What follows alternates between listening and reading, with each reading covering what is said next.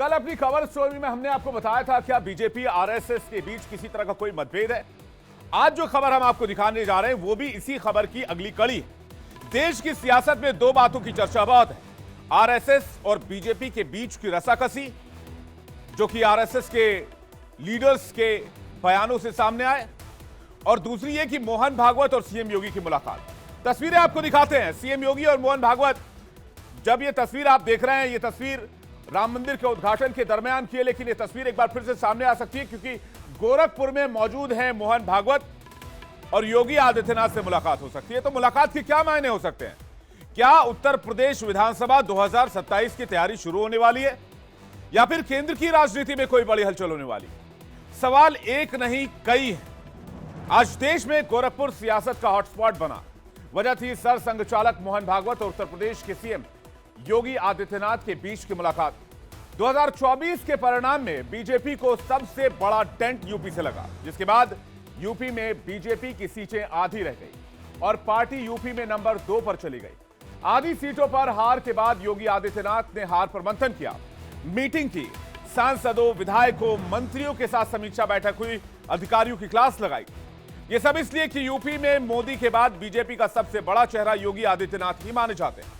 लिहाजा विपक्ष ये आरोप लगा रहा है कि हार की नैतिक जिम्मेदारी योगी आदित्यनाथ की बनती है। लेकिन क्या यह सच है? इन्हीं सवालों के मंथन के लिए मोहन भागवत और योगी गोरखपुर में हैं। पीएम मोदी तीसरी बार संसदीय दल के नेता चुने गए तो बधाई सीएम योगी ने भी दी।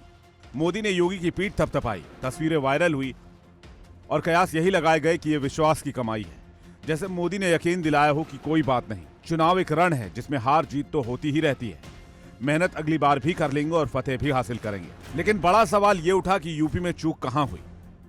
अब यह जानने के लिए दिल्ली से वापस आते ही लखनऊ में योगी की मीटिंग शुरू हुई, लेकिन इस बीच सियासत का एक तार गोरखपुर में जा फंसा। राष्ट्रीय स्वयंसेवक संघ के 5 दिन के प्रवास पर सरसंघ चालक मोहन भागवत गोरखपुर पहुंचे। खबर निकलकर सामने आई कि मोहन भागवत की योगी आदित्यनाथ से मुलाकात होगी। अब एक मुख्यमंत्री के सरसंघ चालक से मिलने के कोई खास मायने तो नहीं होते हैं, लेकिन जब बीजेपी यूपी में आधी सीटों पर रुक जाए, बीजेपी का वोट प्रतिशत 8% गिर जाए, तो ये मुलाकात अहम हो जाती है, जिसके बाद विपक्ष के कान खड़े हो जाते हैं और बाँछें खिल जाती हैं। लोग जानना चाहते हैं कि सियासत की हांडी में क्या चढ़ा है और क्या पक रहा है।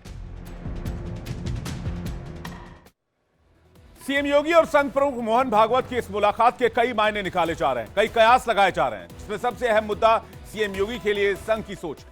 संघ सीएम योगी को सेंटर में रखकर क्या भविष्य की राजनीति पर विकसित करने पर काम कर रहा है।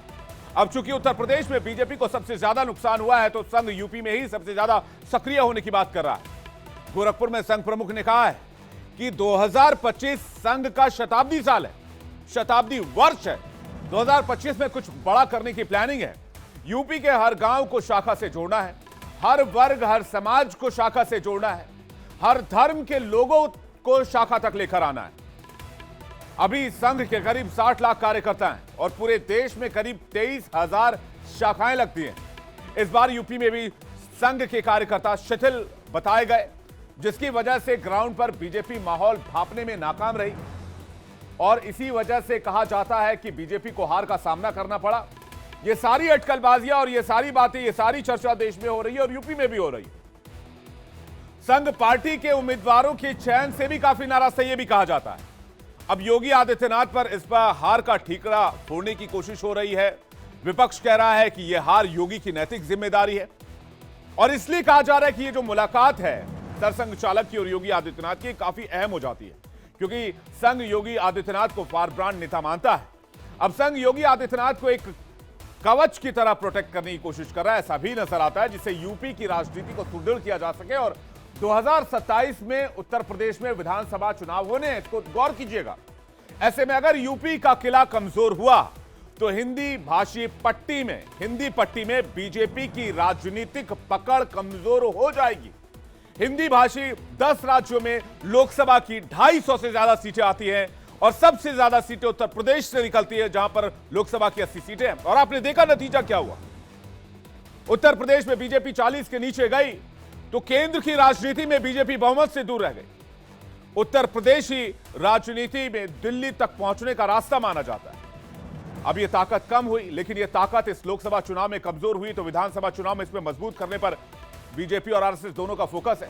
सियासी गलियारों में माना जा रहा है कि उत्तर प्रदेश में बीजेपी के खराब प्रदर्शन के साथ ही अयोध्या में पार्टी की हार भी एक बड़ा मुद्दा है और इसी को अब कवर करने की कोशिश है। लेकिन संघ क्या सोच रहा है यूपी को लेकर?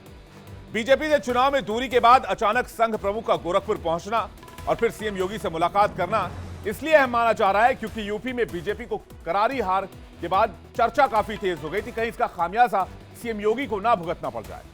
कहा यह भी जा रहा था कि बीजेपी हाईकमान कोई बड़ा फैसला कर सकता है। हालांकि सीएम योगी की मौजूदा छवि को देखते हुए उनको लेकर कोई फैसला कर पाना चुनौतीपूर्ण है। फिर भी संघ सीएम योगी के साथ नजर आ रहा है।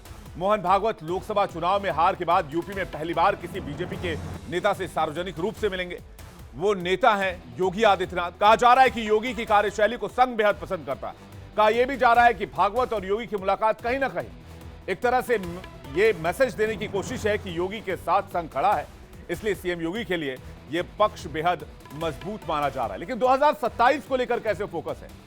क्योंकि सीटें कम हुई हैं लोकसभा में। अगर लोकसभा में सीटें कम हुई है तो इसका इंपैक्ट 2027 तक जाएगा, लेकिन 2027 में वक्त है, इसलिए तैयारी शायद अभी से शुरू कर दी गई है। इसका विश्लेषण करते हैं। आरएसएस चीफ ने 2 दिन में यहां 280 स्वयंसेवकों को प्रशिक्षण देने के साथ साथ काशी, अवध और गोरक्षा प्रांत के संघ पदाधिकारियों से भी मुलाकात की है। बताया जा रहा है कि इस दौरान उन्होंने पूर्वांचल में चुनाव परिणाम का अनौपचारिक फीडबैक भी लिया है। दरअसल पूर्वांचल की 29 सीटों में से बीजेपी 17 सीटें हार गई। भागवत ने यहां जिला प्रचारकों, प्रांत प्रचारकों से बातचीत की है। 2017 की विधानसभा चुनाव में योगी आदित्यनाथ ने 312 सीटें जीतकर प्रचंड बहुमत के साथ सरकार बनाई, लेकिन 2022 में सीटें गिरी। 2024 के लोकसभा चुनाव को देखें तो बीजेपी केवल 33 सीटें हासिल कर सकी।